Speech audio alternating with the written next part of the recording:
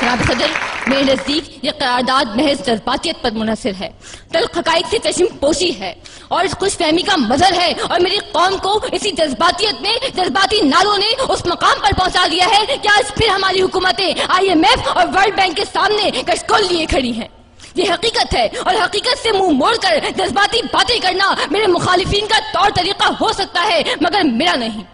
یہ حقائق روز روشن کی طرح ہر باشعور، سمجھدار اور درد مند دل رکھنے والے پر آیا ہے کہ ملک کی معیشت آج کہاں کھڑی ہے۔ ایک طرف اقلیت کی عیاشیاں ہیں، دوسری طرف عوام کی خودکشیاں ہیں، مائیں اپنے حمل اور باپ اپنے ہاتھوں سے اپنی نسل ضائع کر رہے ہیں۔ جس باپ نے بھوک اور بے روزگاری کے ہاتھوں پاگل ہو کر اپنے ہی بچے دریائے راوی میں پھینک دیے، اس کے لیے گنگا، جمنا اور راوی میں کیا فرق ہوگا؟ لگاؤ، تم آزادی کے نعرے لگاؤ اور ان نعروں سے ہمیں بہلاؤ۔ میں اگر بھوک کی شدت کا گلا کرتا ہوں، تم عقیدوں کے غبارے مجھے لا دیتے ہو، میرے ملبوس کے پرہول شگافوں کے عوض کتنی تقدیس سے فرمانے حیا دیتے ہو۔ محترم صدر، ہم آزاد نہیں ہیں کہ میرے اس ملک میں ہماری کمزور معیشت کی وجہ سے عملی طور پر ہم امریکہ کے غلام ہیں۔ جذباتی باتیں کرنے والوں، کیا ہماری سرزمین پر ڈرون طیاروں کے حملے نہیں ہو رہے؟ صلاحیت رکھنے کے باوجود ہماری جرت نہیں، ہماری بھوک، ہماری غربت، ہماری کمزور معیشت ان طیاروں کو گرانے سے روکے ہوئے ہے۔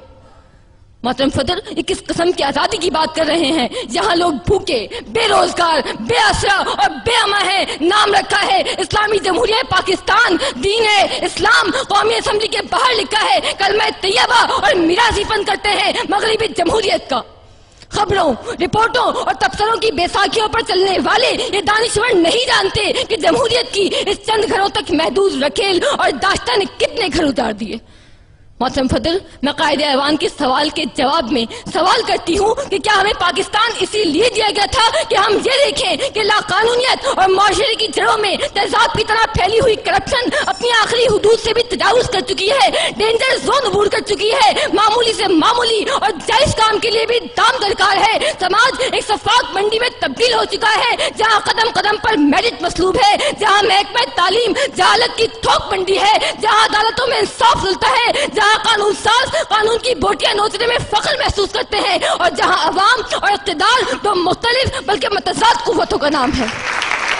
ملک کی آزادی پر بات کرنے سے پہلے ضروری ہے کہ اسے ملک بنایا جائے، اور اسے ملک بنانے کے لیے ضروری ہے کہ سب سے پہلے محدود اقلیت کے ہاتھوں سے اس کا ناجائز قبضہ چھڑوایا جائے اور اقتدار عوام کو واپس دلایا جائے۔ مجھے امید ہے کہ تمام حقائق کو مد نظر رکھتے ہوئے یہ باشعور ایوان اس قرارداد کو مسترد کر دے گا۔